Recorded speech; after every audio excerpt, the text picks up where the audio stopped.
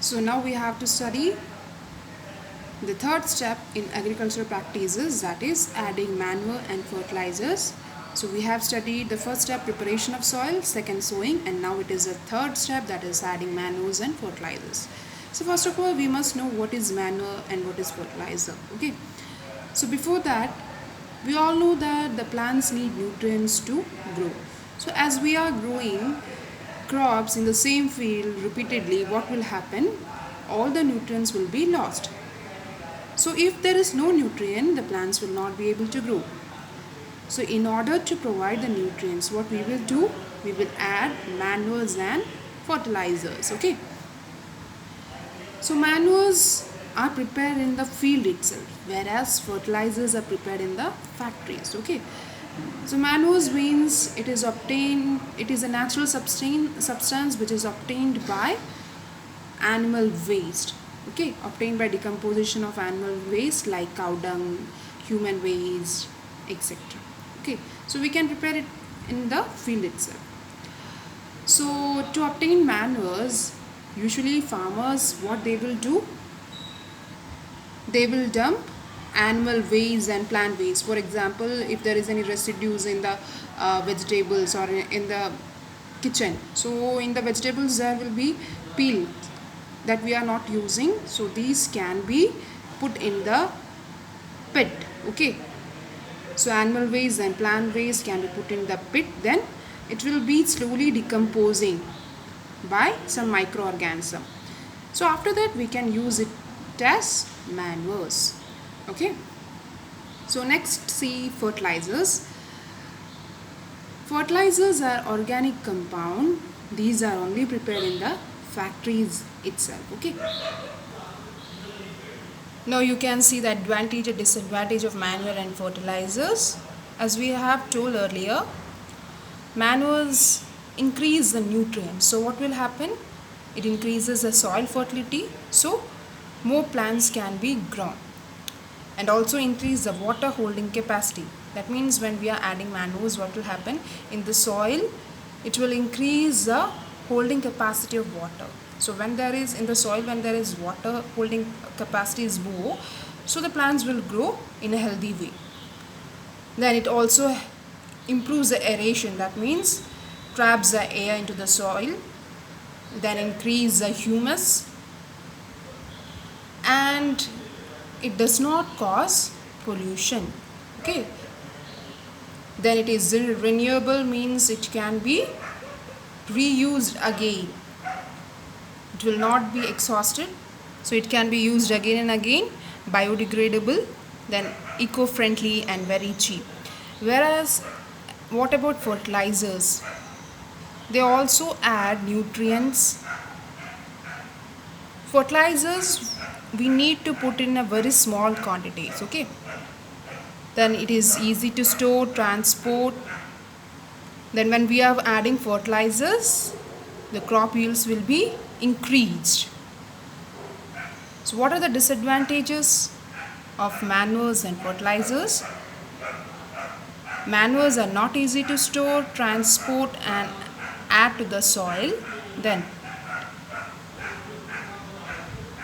some specific nutrients it cannot remove the specific nutrients. It cannot add specific nutrients. So what about fertilizers? The disadvantage is that it will not add humus.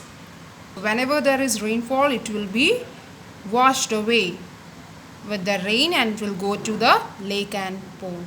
And thus what will happen? It will pollute the water, and that water, if we are drinking, we will not be healthy and it will cause some diseases. And it also harm the aquatic animals and plants. Next is practices to improve nutrients in soil. So what can we do to increase nutrients? First is field fallow, second is crop rotation. In field fallow, we are leaving the land or we are leaving the field for some time. That is, we are not cultivating any crop in that land for some time or for some seasons. Okay, so by the time what will happen? There will be some microorganisms in the soil, and these will decompose the dead organic matter. hence it will increase the soil fertility as it will add humus to it. Okay, and the second is crop rotation. So what is crop rotation? It is a process in which different types of crop like leguminous crop and non-leguminous crop are grown alternatively in the same field. Okay, so for example, we will add, that is we will put cereal crops like wheat and paddy with the leguminous crops like pulses. So what will happen, it will increase the fertility of soil.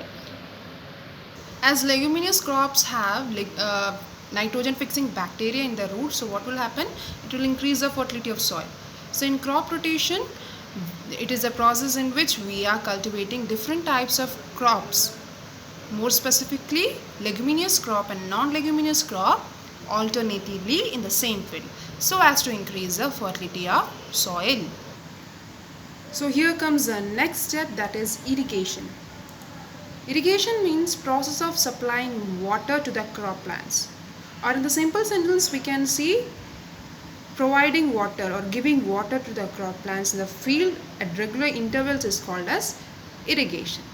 Okay, so what are the different sources of irrigation? Like wells, tube wells, ponds, lake, river, dam. These are the source of irrigation, and the rainwater is the main source of water for all the water bodies. Okay, so now we have to study what are the methods of irrigation. So there are traditional methods also, modern methods. Okay, in the traditional methods, it includes chain pump, mode pulley system, then rahat, then dhekli. Next we have to study the modern methods of irrigation. It will include sprinkler irrigation system and drip irrigation system. So you can see in the figure, there is a main pipe, it is connected to a smaller pipe. Okay, so what will happen, there is a rotating nozzle on the top, you can see. So water will flow into the main pipe first, then into the smaller pipe with the help of pump. So in this way all the plants will get water for a long time. This is drip irrigation system. By this system we can give water to the fruit, plants and vegetables. Then here the water falls drop by drop. Hence the major advantage is that water will not be lost. So that means we can avoid the wastage of water.